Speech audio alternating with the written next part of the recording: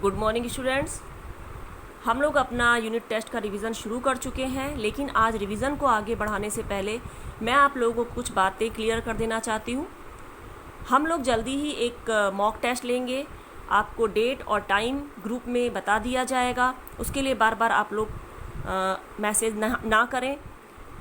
और आपको जो मॉक टेस्ट होगा, हो सकता है कि वो आपके चैप्टर का ना हो या आपके बुक का भी ना हो।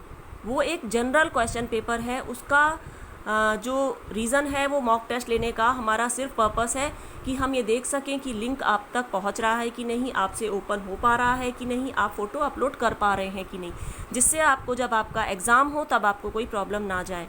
तो जब आप अपना पेपर ओपन करें तो ये सोच के टेंशन में ना आ जाए कि ये तो हमारे बुक का है ही नहीं, ये तो हमारा चैप्टर है नहीं, मैम ये तो 8th का है, मैम ये तो 9th का है। आपको उससे कोई मतलब नहीं है। जो भी क्वेश्चन उसमें दिए हैं आपको उसके अपने कोई से भी आंसर्स आप लिख दीजिए। हमको कुल ये देखना है कि आप उसमें से फ़ोटो अपलोड कर पा रहे हैं या नहीं कर पा रहे हैं, लिंक ओपन हो रहा है या नहीं हो रहा है।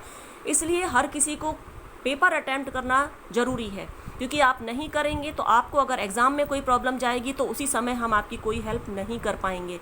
इसलिए आपको क्वेश्चन पेपर ज़रूर करना है, चाहे वो आपके सिलेबस का हो या ना हो। आपको बस जो भी क्वेश्चन पूछे हैं, मान लो वो 8th का भी है तो भी आप क्वेश्चन 1 करके आप अपना कोई सा आंसर लिख दीजिए। हमको सिर्फ ये देखना है कि आप आंसर भेज पा रहे हैं या नहीं भेज पा रहे हैं। उसके बाद आपको एक और चीज़ का ध्यान रखना है। आप अपने रजिस्टर का बीच वाला पेज ओपन करिए और उसमें आप लिखना शुरू करिए। आपको हर क्वेश्चन के बाद फ़ोटो ले करके अपलोड करने की ज़रूरत नहीं है। आप पूरा क्वेश्चन पेपर आप स्क्रॉल करते हुए पूरा क्वेश्चन पेपर आप अपनी कॉपी में, आपकी शीट में जिसमें आप कर रहे हैं, आप उसमें पूरा क्वेश्चन पेपर पहले सॉल्व कर लीजिए। उसके बाद आप जब लास्ट में आपका पूरा क्वेश्चन पेपर सॉल्व हो जाए तब आप फिर उसकी फ़ोटो लेंगे और उसको अपलोड करेंगे। आप थोड़ा सा मोबाइल ऊपर रख के इस तरह से लीजिए कि आपका पूरा दोनों पेज के फ़ोटो एक साथ आ जाए, लेकिन वो क्लियर हो, रीडेबल हो, हम पढ़ सकें उतना हो वो, है ना। तो बार बार आपको 10 फ़ोटो अपलोड करने की ज़रूरत नहीं है। आप पूरा क्वेश्चन पेपर करने के बाद सिर्फ एक फ़ोटो लेंगे और उसको आप अपलोड करेंगे, क्योंकि अगर आप हर क्वेश्चन में फ़ोटो लेंगे उसके बाद उसको अपलोड करेंगे तो आपका टाइम बहुत ज़्यादा वेस्ट हो जाएगा। तो इसलिए आपको बार बार वो काम करने की ज़रूरत नहीं है। एक बार फ़ोटो लीजिए और आप उसको लास्ट में ही पूरा पेपर ख़त्म हो जाए फिर आप फ़ोटो लीजिए और आप उसको अपलोड कर दीजिए। दूसरी बात, क्वेश्चंस के जो आंसर्स होंगे आपके जो एग्ज़ाम्स में जो होंगे, मैं फाइनल एग्ज़ाम की मतलब अभी आपका जो यूनिट टेस्ट होगा मैं उसकी बात कर रही हूँ, आप उसमें अननेसेसरीली ज़्यादा लंबे आंसर्स नहीं लिखेंगे। अगर आप ज़्यादा लंबे आंसर लिखेंगे तो आपके बीच वाले मिडल शीट में जो पेपर है उसमें आपका कंप्लीट नहीं हो पाएगा। आपको पूरी कोशिश करनी है कि आप उसी पेज में अपना पूरा काम कंप्लीट कर लें, जिससे आप एक ही बार में फ़ोटो अपलोड कर सकें। मान लो किसी रीज़न से अगर आपका उस 2 पेज में कंप्लीट नहीं हो पाया, पहली बात तो ऐसा होगा ही नहीं, क्योंकि पेपर उतना ही बड़ा होगा कि आपका दोनों पेपर में क्वेश्चन पूरा कंप्लीट हो जाएगा। लेकिन फिर भी अगर मान लो नहीं हो पाया है तो आप फिर दूसरे पेज में लिख के आप टेंशन मत नहीं लेंगे। आप उसको दूसरे पेज में जितना भी बचा है उतना लेके आप फिर 2 फ़ोटो आपको अपलोड करनी पड़ेंगी। लेकिन जहाँ तक कोशिश हो सके आपको एक ही पेज में, यानी कि मिडल शीट वाले उसमें पेपर में ही आपको क्वेश्चन पेपर आपका कंप्लीट करना है। इसलिए एक क्वेश्चन जो होगा आपको उसको मैक्सिमम 3 to 4 लाइन्स में ही आपको उसका आंसर लिखना है। उससे बड़ा आंसर आप नहीं लिखेंगे। छोटे का मतलब ये भी नहीं है कि आप एक लाइन में उत्तर लिख के भेज दीजिए। अगर 3 मार्क्स का क्वेश्चन है तो आपका मिनिमम और मैक्सिमम 3 to 4 लाइन्स का आंसर होना ही चाहिए। 1 लाइन का या 6 to 7 लाइन्स का आंसर नहीं चलेगा। ठीक है, तो आपको इतना काम कंप्लीट करना है। उसके बाद दूसरा आपको क्या करना है कि अपना टाइम लिमिट का ध्यान रखना है, टाइम ओवर ना हो जाए, क्योंकि फिर आपका लिंक बंद हो जाएगा और आपको क्वेश्चन पेपर आपका सबमिट नहीं हो पाएगा। ठीक है, तो इन बातों का आपको ध्यान रखना है। उसके बाद आपको एक बात का और ध्यान रखना है कि आपकी राइटिंग भी जो है वो नीट एंड क्लीन होनी चाहिए, रीडेबल होनी चाहिए, वरना अगर टीचर पढ़ नहीं पाएगा तो आपका क्वेश्चन जो है पेपर सबमिट हम पढ़ लेके भी क्या करेंगे, हम पढ़ ही नहीं पाएंगे। तो अच्छा, जो मॉक टेस्ट है मैंने बताया वो सिर्फ आपकी प्रैक्टिस के लिए है, तो आप उसके मार्क्स के लिए कोई भी क्वेरी नहीं करेंगे। दूसरा, ये वीडियो जो मैं बता रही हूँ आप एक एक चीज़ को ध्यान से सुनिए और अपनी बात समझ लीजिए, क्योंकि कई बार ये हो रहा है कि मैं चाहे सिलेबस रिलेटेड हो चाहे कुछ भी हो, मैं बार बार बताती हूँ चीज़ें और उसके बाद बच्चे उसी के विषय में मुझसे क्वेश्चन पूछते हैं। जो चीज़ें मैं क्लियर कर चुकी हूँ उससे रिलेटेड मैं कोई भी क्वेश्चन का क्वेरी का मैं आंसर नहीं दूंगी, कुछ रिप्लाई नहीं करूँगी मैं। तो आप वीडियो देखिए और समझिए कि आपको किस तरह से करना है। तो ये आपकी बातें क्लियर हो गई। बस ये ध्यान रखिएगा, क्वेश्चन ज़रूरत से ज़्यादा लंबे नहीं लिखने हैं आपको आंसर। आपका हिंदी का पेपर डिस्क्रिप्टिव ही आएगा, आपका ऑप्शनल नहीं आएगा, डिस्क्रिप्टिव होगा पूरा। Fill in the blanks, question आपको लिखने की ज़रूरत नहीं है, आप सिर्फ आंसर लिखेंगे, नंबर डालेंगे और सिर्फ आंसर लिखेंगे। फिल इन द ब्लैंक्स में भी आपको सिर्फ आंसर लिखना है, आपको पूरा सेंटेंस लिखने की ज़रूरत नहीं है। बाकी जो आपका ग्रामर आता है, विलोम है, पर्यायवाची है, ये सब जो है उसमें आपको वर्ड, अगर आप जो हमने वर्ड दिया है आपको लिखने का, वो अगर आप नहीं भी लिखेंगे तो चलेगा। वैसे आपके पास इतना टाइम होगा कि आप उसको भी लिख के फिर अपना आंसर लिख सकते हैं। अगर ऐसा करते हैं तो वो ज़्यादा बेटर होगा, क्योंकि हमको पता चल पाएगा कि आपने किसको सॉल्व किया है। हाँ, लेकिन क्वेश्चन को लिखने की, क्वेश्चन आंसर वाले क्वेश्चन को लिखने की या फिल इन द ब्लैंक्स के पूरे सेंटेंस को लिखने की कोई ज़रूरत नहीं है। ठीक है, तो ये तो हो गया, आपकी सारी बातें अब क्लियर हो गई होंगी और अब आपके मन में कोई डाउट नहीं होना चाहिए। अब हमने सिलेबस अपना रिवीजन करना शुरू किया था, मैंने आप लोगों को फटा हुआ बूट आपको रिवाइज करवाना शुरू किया था, तो आधा चैप्टर हमारा हो गया था। आगे अब हम देखते हैं, लगभग आधा घंटा नंगे पाँव चलने के बाद उसे बूट पहनने का ख्याल आया। आधे घंटे तक वो नंगे पाँव चलता रहा कि शायद मैं अगर जूते पहन लूँगा तो मुझे कोई देख लेगा करके उसने नहीं पहने। उसके बाद वो थोड़ी देर तक बैठकर बूट को देखता रहा। फिर जब उसने बूट पहने तो उसके अंदर से एक आवाज़ आई, पतन, घोर पतन। पतन का मतलब होता है डाउनफॉल, गिर जाना। मतलब उसका जो था कैरेक्टर एक तरह से गिर गया था, उसके चरित्र उसका गिर गया था कि उसने चोरी जैसा काम किया था, क्योंकि वो ईमानदार आदमी था। वो गरीब जरूर था लेकिन वो ईमानदार था। तो उसको अंदर से, हम जैसे देखिए कोई गलत काम करते ना तो हमको अंदर से लगता है कि हमने गलत काम किया है, चाहे उसको कोई देख रहा हो चाहे ना देख रहा हो, लेकिन हमारी अंतरात्मा, हमारा इनर कॉन्शियस जानता है कि हमने गलत काम किया है। तो उसके इनर कॉन्शियस ने, यानी कि अंतर आत्मा ने उसको आवाज़ दी कि पतन, घोर पतन। कहाँ से आवाज़ आई? उसके अंदर से, उसकी आत्मा से आवाज़ आई कि पतन, घोर पतन। लेकिन उस समय उसने उस आवाज़ को अनसुना कर दिया और वो आगे चल दिया। उसकी आत्मा ने, उसके जो सेल्फ कॉन्शियस था, जो इनर कॉन्शियस था, अंतरात्मा ने उसको उस काम को रोकने की कोशिश की, गलत काम को रोकने की कोशिश की, लेकिन उस समय उसने उसको निगलेक्ट कर दिया और वो आगे चल गया। तनिक का अर्थ होता है थोड़ी सी, और परवाह मतलब आप जानते ही है कि केयर करना। उसके बाद वह तेजी से नहीं चल रहा था। अब वह पहले की तरह तेजी से नहीं चल रहा था, उसके कदम लड़खड़ा रहे थे। वह बार बार पीछे मुड़कर देखता था कि कोई उसका पीछा तो नहीं कर रहा है।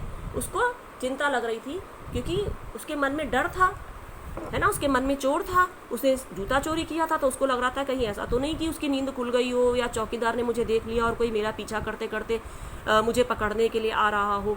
तो इस तरह से वो डर के जो है मतलब चलने लगा, लेकिन वो तेज नहीं चल पा रहा था। उसके कदम लड़खड़ा रहे थे और वो बार बार पीछे मुड़कर देख रहा था। अब यहाँ पर प्रश्न आ रहा है कि एलिया क्यों डर रहा था। देखिए साइड में क्वेश्चन दिया हुआ है कि एलिया क्यों डर रहा था। तो क्यों डर रहा था? क्योंकि एलिया चोर नहीं था, स्वभाव से चोर नहीं था, उसने कभी चोरी नहीं की थी, उसने पहली बार जूते चुराए थे और इसलिए उसको डर लग रहा था कि कहीं उसका कोई पीछा तो नहीं कर रहा है, इसलिए वो मन ही मन डर रहा था। प्रातः काल का प्रकाश फैलने लगा तो एलिया का डर और बढ़ गया। जैसे जैसे दिन बढ़ता गया उसका डर बढ़ता गया और उसके दिमाग में विचारों ने हलचल मचा दी। उसे लग रहा था कि राह चलते लोग उसकी चोरी भांप लेंगे और उसके चोर होने की खबर चारों ओर फैल जाएगी। उसको क्या डर लग रहा था कि सब लोगों को पता चल जाएगा कि मैंने चोरी की है और मेरी चोरी की खबर सब ओर फैल जाएगी। आखिर पकड़े जाने के डर से उसने अपना पुराना बूट फिर से पहन लिया। उसको डर लग रहा था तो उसने क्या किया कि अपना पुराना बूट ही जो फटा हुआ था वो पहन लिया और जो है चुराया हुआ बूट सड़क के एक तरफ उसने फेंक दिया। लेकिन तब भी उसका मन शांत नहीं हो रहा था क्योंकि जूते तो चुराए थे। देखिए यहाँ पर शांत को मैंने अंडरलाइन किया है, शांत का विलोम होगा अशांत। रात की घटना रह रहकर उसके सामने आने लगी। बार बार उसको याद आने लगा कि मैंने किस तरह से जूते चुरा लिए हैं और उसको लग रहा था बार बार कि उसकी दोनों जो मुसाफिर हैं वो उसका पीछा कर रहे होंगे और उसको बार बार ये लग रहा था कि अब जब डर लग रहा था कि अगर मेरी पत्नी तक ये बात पहुंच गई कि मैं चोर हूँ तो कितना खराब लगेगा और उसको क्या लगेगा कि मेरे पास पैसा आने से पहले ही मेरा कैरेक्टर गिर गया है, मेरा चरित्र खराब हो गया है और मैं पैसा आया भी नहीं है और मैं बेईमान बन गया हूँ, मैं चोर बन गया हूँ। तो उसको ये चीज़ बहुत बुरी लग रही थी। चलते चलते वह रुक गया और उसके बाद फिर लौट पड़ा। फिर उसका मन नहीं माना, वो रुक गया और फिर से वापस लौट पड़ा। उसने जहाँ देखा वहीं पर उसका फटा हुआ बूट पड़ा हुआ था और उसने क्या किया, उसका मन किया कि मैं इसको छुपा दूँ या ज़मीन में गाड़ दूँ जिससे कोई देख ना ले, ढूंढता हुआ आए तो कोई देख ना ले। फिर लेकिन उसको लगा कि ये मैं कर भी दूंगा तो क्या होगा, लोग देख नहीं पाएंगे, पर मेरी आत्मा तो जानती है कि मैंने चोरी की है। तो मैं अपने आप से तो देखिए, हम कोई गलत काम करते हैं तो हमारी आत्मा तो जानती ही है कि हमने गलत काम किया है, चाहे कोई जाने चाहे ना जाने। तो उसको ये लग रहा था कि मुझे पूरा जीवन जो है मुझे इस चीज़ का अफसोस रहेगा कि मैंने चोरी की है, मैंने चोरी की, चाहे कोई जाने चाहे ना जाने, लेकिन मेरा जो है मन ये बात जानता है और मुझे हमेशा खराब लगता रहेगा।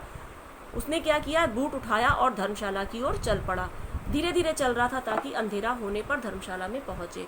धीमे धीमे चलता रहा कि रात होने तक, अंधेरा होने तक वो धर्मशाला में पहुंचे। उसने ना कुछ खाया, ना टेंशन में, ना कुछ पिया। उसको बहुत ज़्यादा थकान महसूस हो रही थी क्योंकि एक तो उसके मन में जो डर था, टेंशन था, और ऊपर से उसने कुछ खाया पिया भी नहीं था।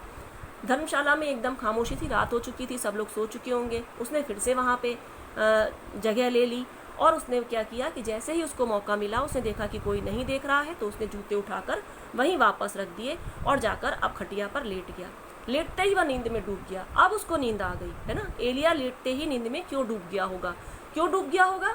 क्योंकि अब उसके मन से जो चोरी का अपराध भाव था वो खत्म हो चुका था। अब उसके मन में चोरी का जो अपराध भाव था वो खत्म हो चुका था, तो उसका मन शांत हो चुका था और इसलिए उसको आराम से नींद आ गई।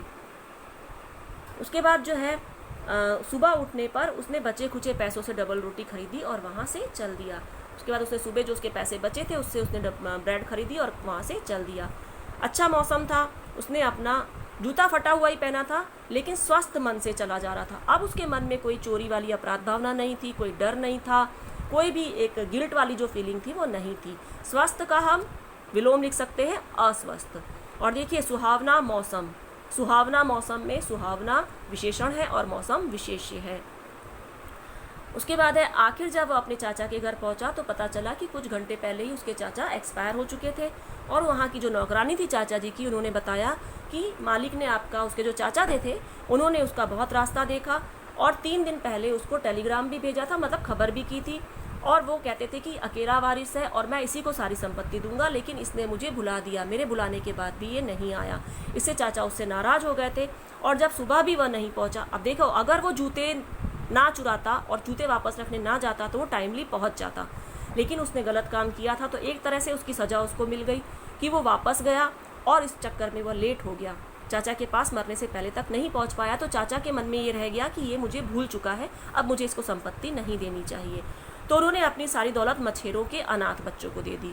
तो उन्होंने क्या किया, मछेरों मतलब मछुआरे, उनके अनाथ बच्चों को, जिनके माँ बाप मर चुके हों, ऐसे बच्चों को अनाथ बच्चे कहते हैं, उनको बच्चों को सारी संपत्ति उन्होंने दान कर दी। एलिया लौटकर अपने घर आया। उसकी पत्नी ने सारा हाल सुनकर कहा, अच्छा ही हुआ जो वह संपत्ति हमें नहीं मिली। दोनों देखो, दोनों ही ईमानदार थे। उसकी पत्नी को भी बुरा नहीं मिला कि वो नहीं लगा कि वो पैसे हमको नहीं मिले। जिस संपत्ति के मिलने से पहले ही आदमी अपनी ईमानदारी खो बैठे, उसका न मिलना ही अच्छा है। कि जिस पैसे को मिलने से आदमी बेईमान हो जाए, उसका ना मिलना ही अच्छा है। मतलब इनके लिए कैरेक्टर बहुत बड़ी चीज़ थी, ईमानदारी बहुत बड़ी चीज़ थी दोनों के लिए। गरीब थे लेकिन ईमानदारी बहुत बड़ी चीज़ थी। ठीक है, तो ये हो गया हमारा चैप्टर। अब इसके जो क्वेश्चन आंसर्स हैं वो हम नेक्स्ट टाइम में एक बार डिस्कस कर लेंगे। डिस्कस क्या कर लेंगे, आप लोगों को मैम लिखवा ही चुकी हैं और आपको वही लिखने ही हैं, मतलब अपने शब्दों में लिखने हैं। अब आपको क्या करना है कि क्वेश्चन आंसर्स को जो आपके दिए हुए हैं आप उनको लर्न करना शुरू कर दीजिए। चैप्टर को पढ़िए, अंदर से कोई क्वेश्चन निकलता है तो जिससे आप उसको कर सकें। ठीक है, तो आप आपका होमवर्क यही है कि आप क्वेश्चन आंसर्स को लर्न करेंगे और चैप्टर को रीड करेंगे।